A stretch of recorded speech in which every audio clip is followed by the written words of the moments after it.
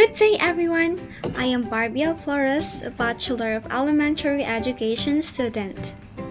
Before we proceed to our exciting topic, let me ask you a very interesting question. What do Albert Einstein, Walt Disney, and Keira Knightley have in common? Think. Not sure? Well, the answer is that they are very famous, successful, and dyslexic. And what is that? In today's lesson, let us learn about this learning disability, a neurological condition called dyslexia.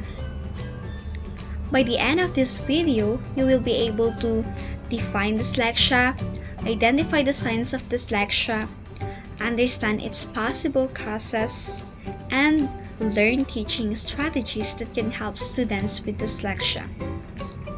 Are you ready? Let's begin.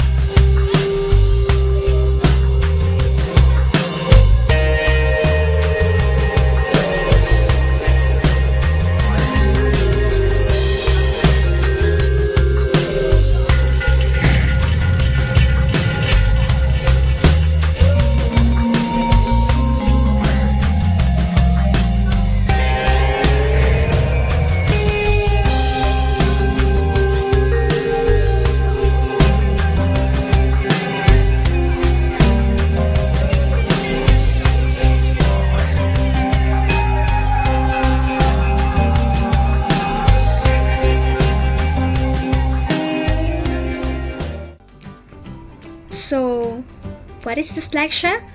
Dyslexia came from two Greek words, dys and lexis. Dys means difficulty and lexis means language or words. It is a learning disability that affects reading and language processing.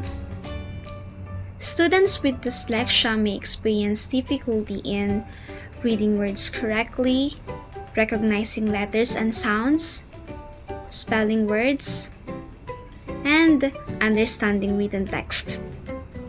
However, it is important to remember that dyslexia does not mean the student is not intelligent. Many learners with dyslexia are actually very creative, intelligent, and talented in other areas such as art, problem solving, and storytelling. For example, a learner may see the word was but read it as saw. They may also confuse letters like B, D, P, and Q. These difficulties happen because their brain processes written language differently. Teachers need to recognize the early signs of dyslexia.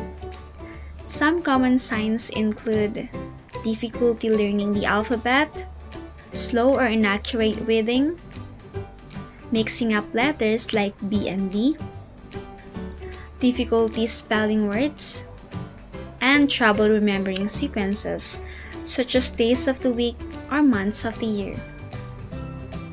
For example, a student may know the correct answer verbally, but when asked to read or write it, they struggle. This shows that the difficulty is mainly in reading and language processing, not intelligence. Recognizing these signs early helps teachers provide the right support for the learners. Researchers believe dyslexia is related to how the brain processes language. There are several possible causes of dyslexia. First is the brain differences. Studies shows that the brains of individuals with dyslexia process written language in a different way. Second is genetics. Dyslexia can run in families, which means it may be inherited. Third is difficulty connecting letters to sounds, also known as phonological processing difficulty. It is important to understand that dyslexia is not caused by laziness, poor teaching, or lack of effort. Students with dyslexia simply learn differently and need different teaching approaches. Teachers play a very important role in helping students with dyslexia succeed. Here are some effective teaching strategies. First is multisensory teaching. This means using visual, auditory, and hands-on activities. For example, students can trace letters while saying the sound A. Second, teachers should provide extra time for reading and writing activities. Third, teachers can use visual aids such as pictures, charts, and graphic organizers to help learners understand the lesson. Fourth, teachers should break tasks into smaller steps so students do not feel overwhelmed. And finally, teachers must always encourage and support learners, helping them build confidence. When students feel supported, they become more motivated to learn. Let me give a simple example. Imagine a grade 4 student named Anna. Anna is very good at answering questions orally in class, but she struggles when she is asked to read aloud. Instead of forcing Anna to read quickly, her teacher supports her by giving her extra reading practice, using picture cards and phonics activities, allowing her to read slowly, and encouraging her and praising her effort. So we see, over time, Anna improves her reading skills and becomes more confident. These examples show how proper support from teachers can help students with dyslexia succeed. To conclude, dyslexia is a learning disability that affects reading and language processing, but it does not affect intelligence.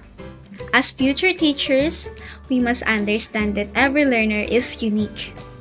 By using effective teaching strategies, showing patience, love, and creating an inclusive classroom, we can help all learners succeed.